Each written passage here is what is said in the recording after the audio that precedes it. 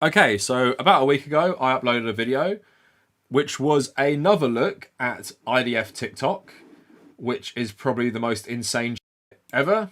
Thankfully, loads of people obviously pointing out the Starship Troopers vibe this gives off. And something I've constantly said throughout both these videos is the woke washing. And I've said this before, I obviously know the origins of woke come from like civil rights in the black community in America, but sometimes language changed, and we all know what like woke kind of means now. For a lot of conservatives, it means basically anything left wing, but how it kind of originated as this saying is it was a criticism of liberal identity politics, right? And when I say woke washing, the Israeli military on their English language channels, they're playing into liberal sensibilities of things like promoting diversity, women's rights, gay rights and stuff. You see that constantly in their propaganda, and the propaganda is done by English-speaking Israelis who usually have either American accents or European accents. You don't get too many Israelis who come from the Middle East, or Ethiopian Israelis, or Israelis from maybe a region closer to Palestine. It's all basically just Americans. And white Americans as well. I'll just give you the vibe. If you've missed this somehow, I've made 2 videos, my most popular videos recently. Here's just a little intro I did of the video last week of some TikToks I found. The evacuation of civilians from the northern part of the Gaza Strip to the southern part of the Gaza Strip. In the last week, more than 200,000 civilians have used this corridor. The day I finished the IDF basic training course, I proudly said, "Ani nishba," I swear. My team and I yelled it out loud, the loudest we could, I swear. I swear to protect and defend for the state of Israel. It's not just me. It's not just me. It's not just me. It's the Israeli mentality. Losing friends in the war, but continuing to fight, knowing your loved ones are waiting at home. My grandpa did it 40 years ago. My dad did it 20 years ago. And I'm doing it now. I'm Israel Chai. Hi everyone, Lieutenant Tammy here. I'll be going live on our pages again tonight. So leave any questions you have about the war between Israel and Hamas down below. So obviously it's extremely dystopian, broadcasting their crimes and hiding behind this veneer of Western liberal chauvinism that Israelis are superior because they're just like the Western liberals, right? And what you saw there was, you know, white Israelis with American accents. And Israel is actually obviously a very diverse place. And also something that comes across in this propaganda is all Israelis speak perfect English, which really isn't the case. Like, yeah, maybe in tourist spots in like Tel Aviv, a lot of them will speak English, but a lot of Israelis don't speak great English. But if you watch this propaganda, you think Israel is an extension of the West. It's an extension of America and Europe. And that's why it's worth defending. But if, you know, a lot of white liberal Americans saw a large percentage of the Israeli population, they'd probably be pretty shocked that a lot of them, yeah, don't have American accents or British accents and don't actually speak great English. But that's the vibe they want in the propaganda. Israel is just like your country, and that's why you should defend it against scary Hamas. Like I said, with this video, I wanted to go in a bit more blind. Just thought it'd be a bit of a change, a bit of fun. So I have a playlist of Israeli YouTube. Now, like I was saying earlier in the stream, Israeli YouTube isn't updated as much for like standard YouTube videos. It has all the TikToks we've been watching on the shorts page. But in terms of like the actual videos, they have some different ones, which I wanted to look at. So what I want to do is we're going to look at the older stuff first. And if we have time, we'll look at the newer stuff. Because I think the older stuff is more unique from what we've already seen, but also just really, really bizarre. It's not just female soldiers, IDF soldiers. So we've been talking a lot in these videos about how they use women in their propaganda. And like I said, this is why this propaganda specifically is targeted at liberals. Because conservatives don't want women in the military. Why would you celebrate it if you want conservatives? But like I said, you don't need to convince conservatives to support Israel. Sure, some conservatives don't like Jews, but that's why you have Christian Zionism. It doesn't matter. They don't care what happens to Jewish Israelis. They see Israel as key to Armageddon. And when they start their war with Iran, that kicks off the end times where only Christians will be saved. And if the Jewish Israelis don't convert to Christianity, they ain't getting into heaven. So basically that's it. And then you have, obviously, a lot of conservatives, they love Israel because they brutalize Muslims. But this propaganda is very much targeted to the woke, liberal identity politics sensibilities. They're trying to convince like your average Democratic voter that Israel is worth supporting. So let's listen to this, where the description says, women have bravely served their country in a wide range of units and positions since Israel's establishment in 1948. People always ask me what it's like being a male combat soldier. I tell them it's just like being any other combat soldier.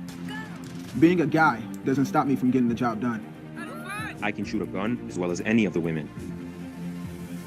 I'm just as strong as the girls. My dad always told me that you can do anything you set your mind to. You just have to believe in yourself. No matter how often I hear, do you need any help? Is that too heavy for you? Oh, are you cold?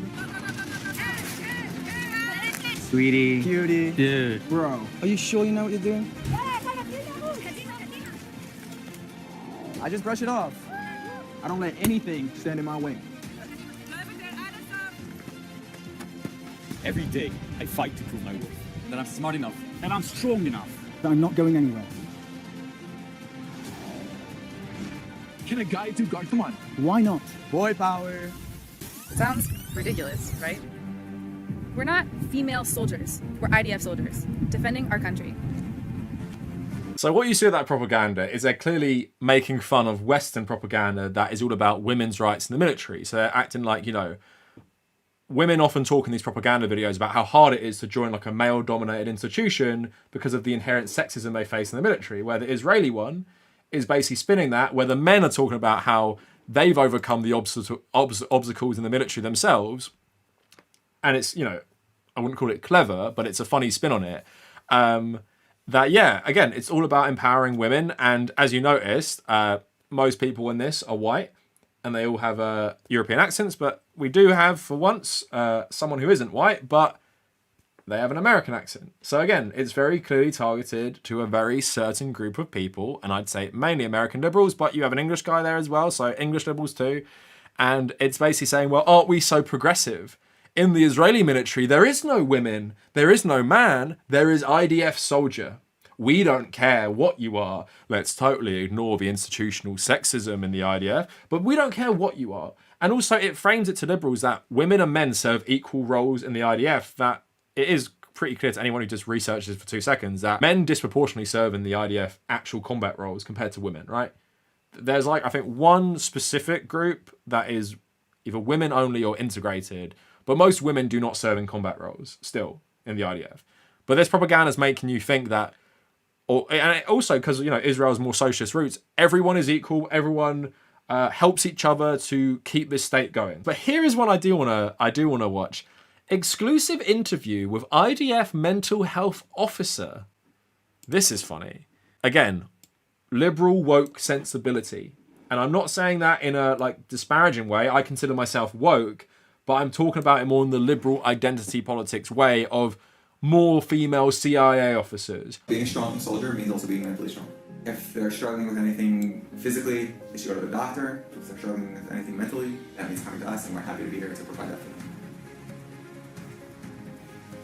Hi, I'm Uri. I'm 36 years old, and I'm a mental health officer in IDF. So I was a combat soldier in the Fear Brigade. As a soldier, whenever I struggled, I really got a lot of support from my fellow soldiers and from my officers and the commanders, and I felt that was really helpful. I never even thought of the idea of going to a mental health officer, and I feel like now it's very accessible.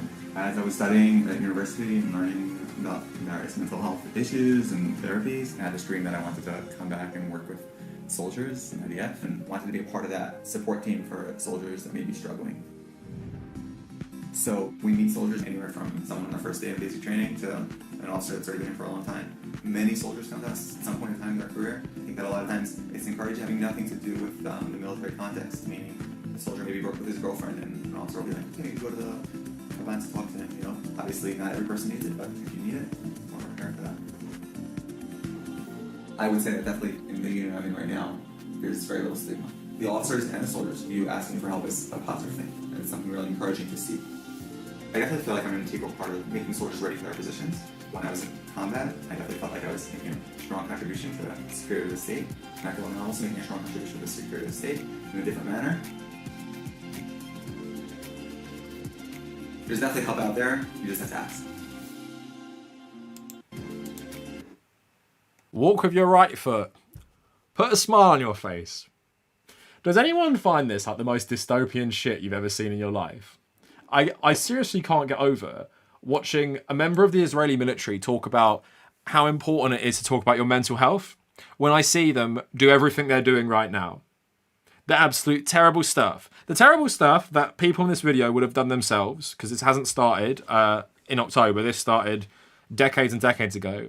And they're talking about how important it is to protect your mental health. But just the fact that apartheid settler colonies have propaganda talking about how important it is to take care of your mental health while you're upholding this fascist apartheid state is just the most insane shit I've ever seen.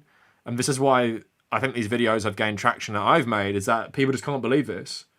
And like I said, who is this appealing to? And in that video, a white American Israeli as well. So, speaking English, talking about mental health, woke washing apartheid, that's what it is. Woke fascism. I can make a whole video about this. But I just love these short videos. They just say everything about the propaganda. But I haven't seen this one. But Staff Sergeant K, the Dancing Warrior.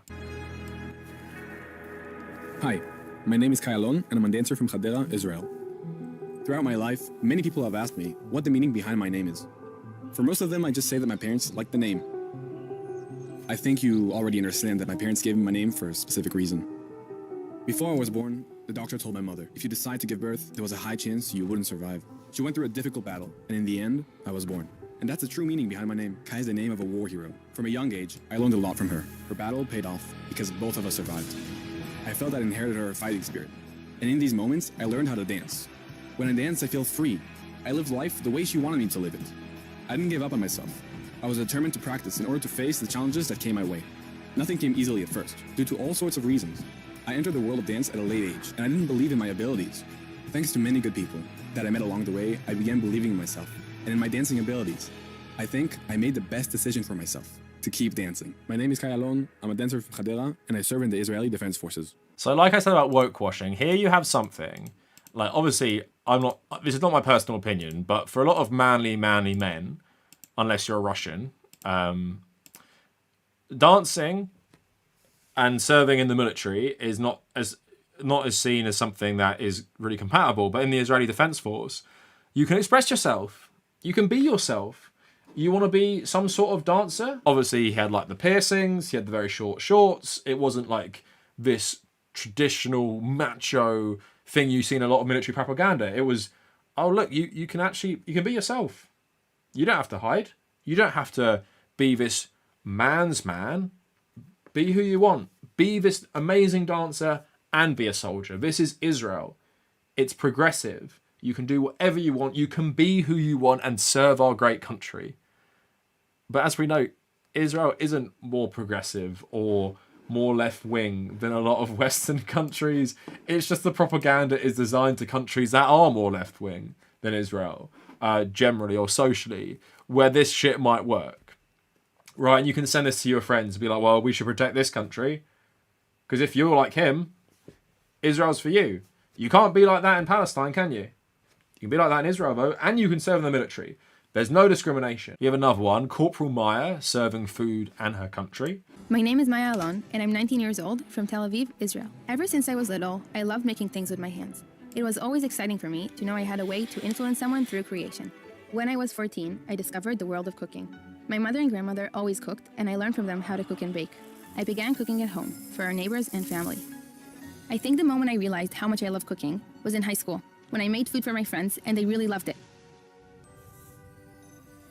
Suddenly, I understood that similar to art, I have the ability to influence and encourage people with the food I make. After that moment, I wanted to pursue a career in cooking. At first, I worked as a waitress at a few small businesses, and then, at the age of 17, I got my first job as a cook. When I was a senior in high school, I moved on to a larger restaurant where I specialize in Italian cuisine. From that moment on, cooking became an inseparable part of who I am. Every time I cook, I feel myself blossom. The challenge with creating a dish from scratch excites me every single time. The thing I love most is that food is universal. Everyone loves food, so I always have a way to make people happy with the help of a few simple ingredients and a bit of creativity. My name is Maya Alon. I'm a professional cook from Tel Aviv, and I serve in the Israel Defense Forces. So I had a thought by watching that is that it's really playing up these people's lives, right? So cook, dancer. And do you know what I think while watching this? I want you to just do that. People in this video, I want you to be a cook. I want you to be a dancer.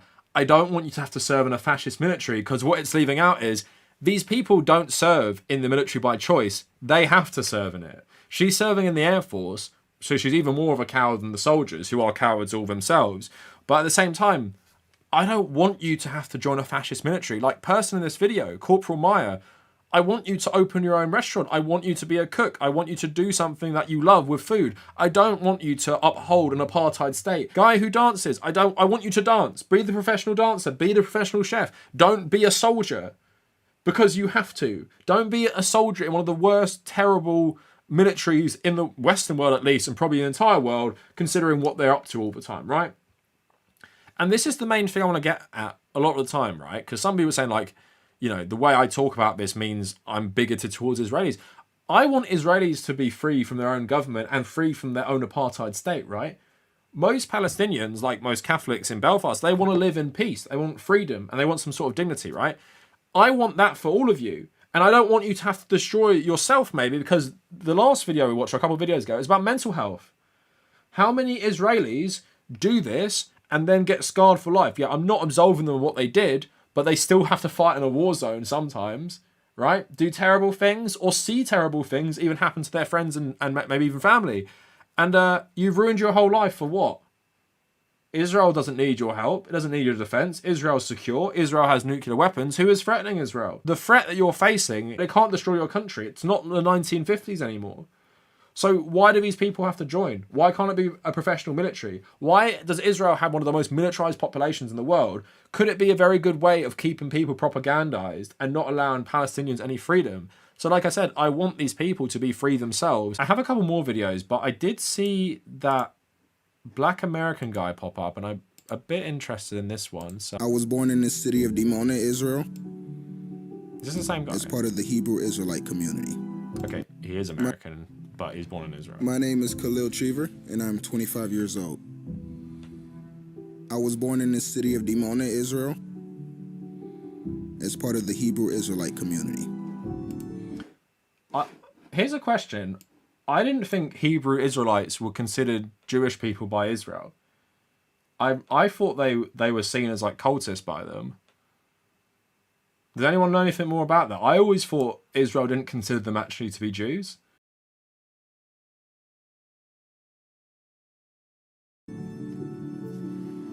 Our community is very close and tight-knit, each of us treating each other like family. We have our own unique culture, our traditions have been passed down through many generations.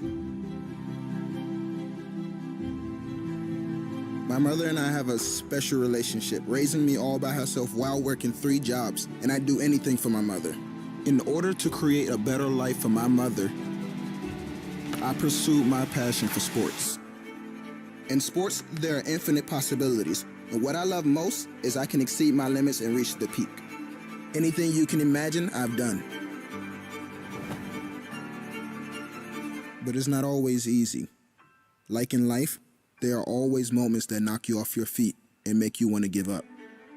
Throughout the years, I've been able to get back up and push myself forward every single time. It's amazing how far you can push yourself to new heights and achieve things you never could imagine. I love training people and passing on my knowledge to others.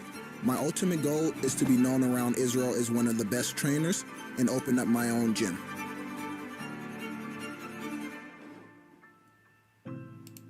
I'm Khalil Cheever. I'm a trainer living in Dimona, and I serve in the Israel Defense Forces. You learn something new every day. I actually didn't know Hebrew Israelites from America were allowed to go to Israel. Now, this guy was born in Israel, so his family must have moved. But also, it adds to the absurdity that Israel is some sort of form of land back, right? Because a lot of the arguments you see recently, and it's a new argument, it's not an argument historically, because a lot of the European Jews who went to Palestine after World War II didn't say this about themselves. They didn't say they're indigenous people. A lot of the arguments recently is if you're against Israel, you're against Jews in their historic homeland.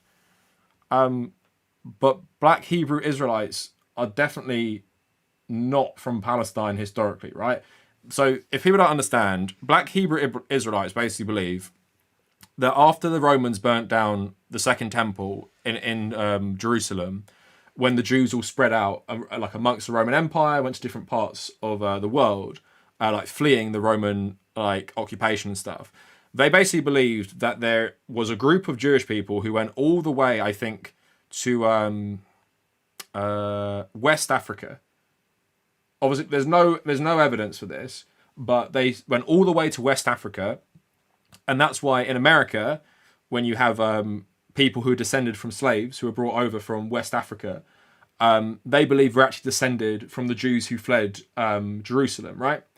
And that's what a black Hebrew Israelite basically believes in, right? They believe they are actually descended from the Jews who fled the Roman occupation, even though there's absolutely no evidence of this. And people are trying to tell you that nowadays, not in the past, but now it's Israel supporting Israel as a form of land back. If that's the case, why do black Hebrew Israelites get to go there and take Palestinian homes? How is that a form of land back? Are you telling me that black Hebrew Israelites have more claims to this land than Palestinian Muslims? Like this guy's community are from America, and they trace their heritage back to West Africa. But you have to believe in this theory that there's West Africans who are descended from the Jews who fled the Romans. And like I said, it just didn't happen. There's no evidence of this. And it's the same way with Ethiopian Jews as well. They say they're descended from the original group of Moses fleeing Egypt. And instead of the ones that went to like where Judea was, another group went up the Nile even further to Ethiopia. And that's where the Ethiopian Jewish community come from. But there's no evidence that Moses ever existed. And what is obviously more likely, I think it's in the 2nd century, which is after the Roman temple was burnt down as well. There was a group of Ethiopians who converted to Judaism, because also what people don't understand is Judaism used to be seen primarily as a religion, not an ethnic group. And that's why you had more people in the past converting to Judaism to about 1,000 years ago with the Inquisition, or like the 1300s, where they would persecute people for allegedly having Jewish blood, right? That's when Judaism became very, very racialized in Christian society. It's not a thing before. So yeah, you have like this sort of stuff where this guy comes from a black American community where he serves in the Israeli fascist army. And I've always said that one of the most dystopian images you often see with the Israeli Defense Force is Ethiopians serving in it, because you know that they're not seen as Jews by so many of the population. You know they're treated like as they're black. And I'm just learning that there's black Hebrew Israelites who can become Israeli citizens as well.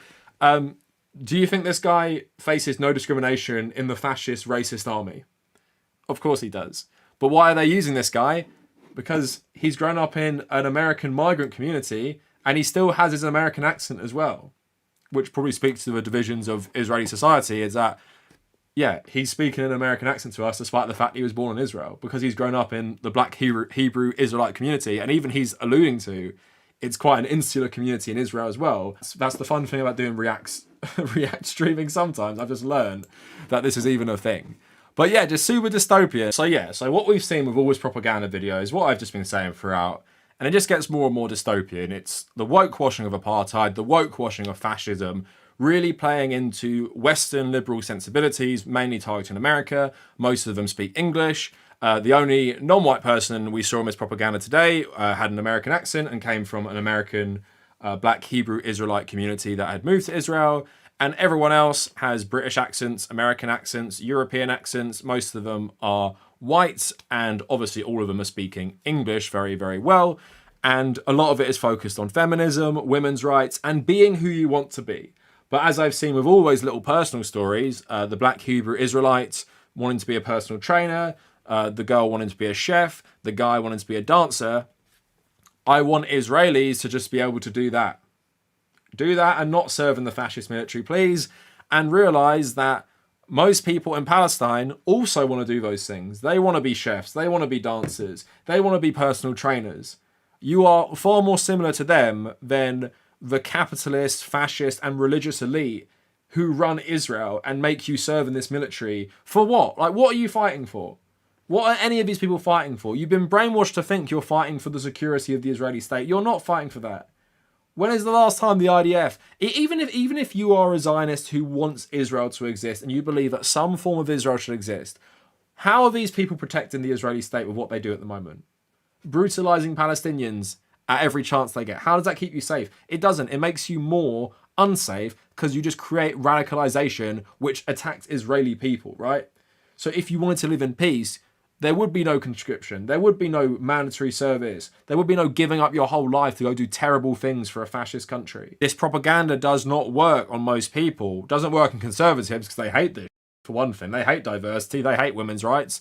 They hate woke washing. Doesn't work on left-wing people because they see it as hollow and pretty dystopian and, in a very dark way, funny because it's just so fucking bizarre. The only people it works for is blue no matter who, 35-plus-year-old liberal Democrats who think Israel is some sort of bastion of freedom, progressivism and diversity, and it isn't built on stolen land. It's actually a form of land back. Land back that also features African Americans who have absolutely no connection to Palestine at all. Among other groups who also don't have any connection to Palestine at all, because it's not just black Hebrew Israelites, but I think that's just the best example of the absurdity. Like, it's just bizarre.